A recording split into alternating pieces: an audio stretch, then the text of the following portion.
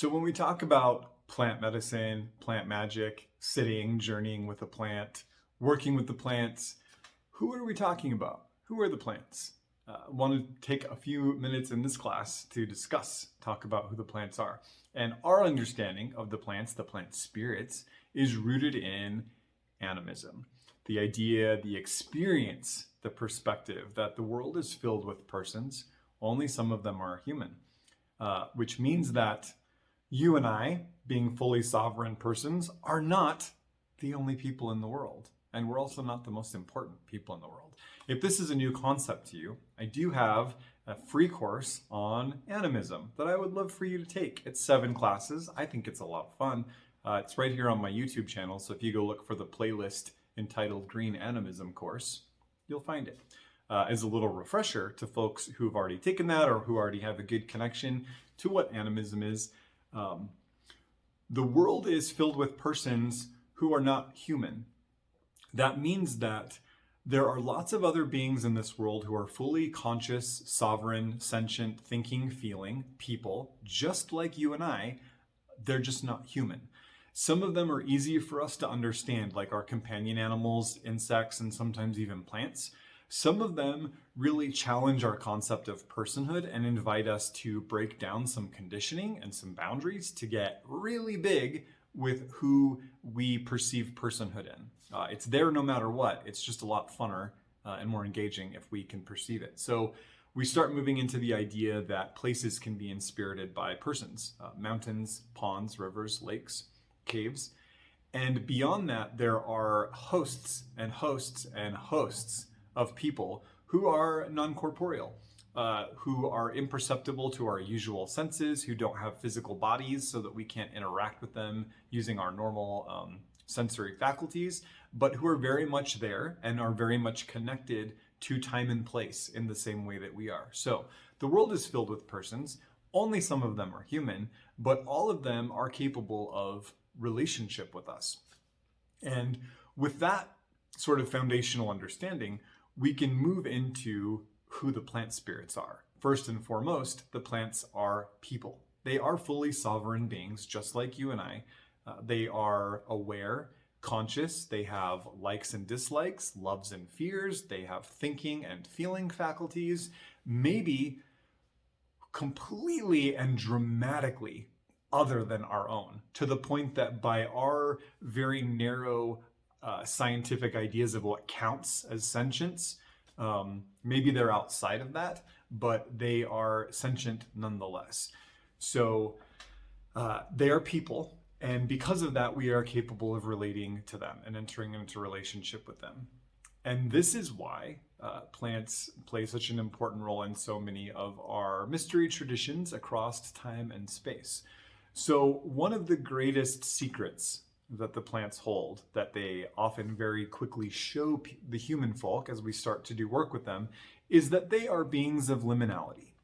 They hold a dual citizenship, meaning that the part of them that grows from the ground up into our world is symbolic of the way that they interact with our world, that they're here, they're physical, we can relate with them with our senses, we can touch them, see them, smell them, taste them, all of that.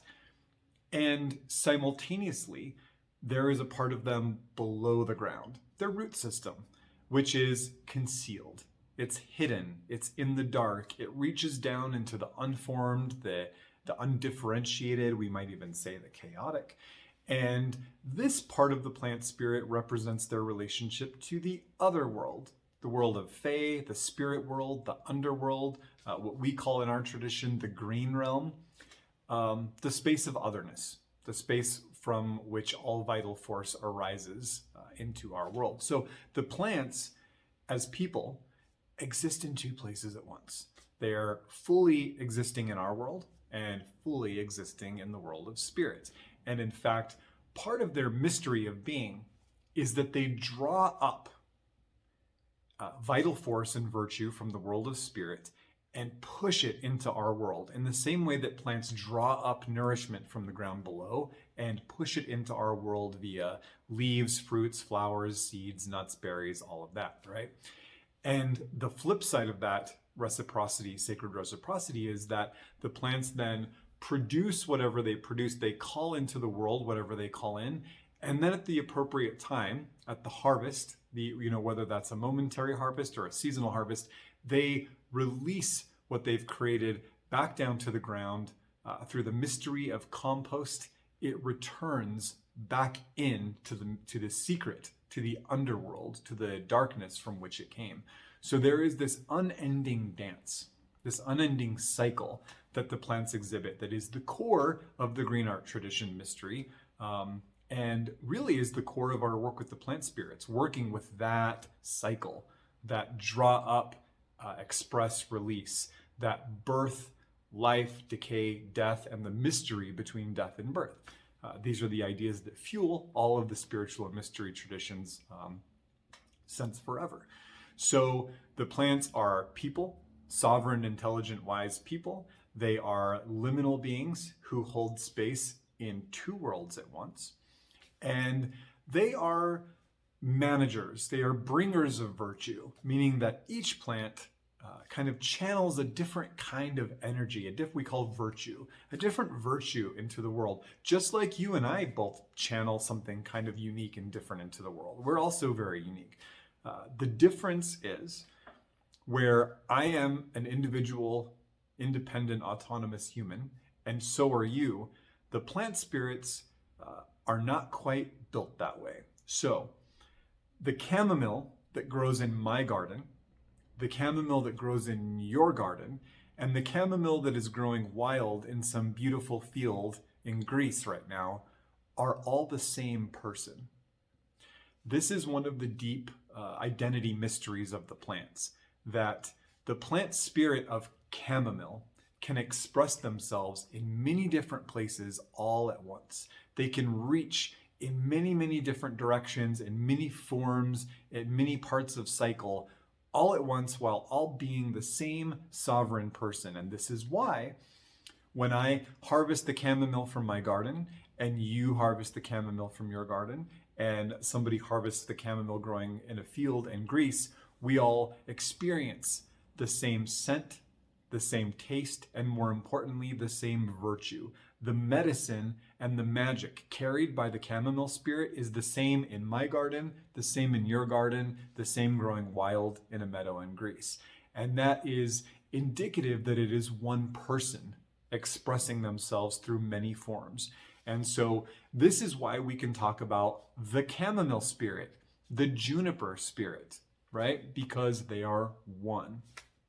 In a similar way, we do not talk about the human spirit individually applied to all of us. We do have this idea of the human spirit, but it's loose. Rather, when we talk about me, there are things about me that are very unique to me that we can apply to all other human beings. Similarly, there are things about you that we can't apply to all other human beings just because we're all human. You have uniqueness that separates you. The plants are different. So they are beings of liminality. They are singular spirits who reside in the spirit world and express themselves through countless forms in our world.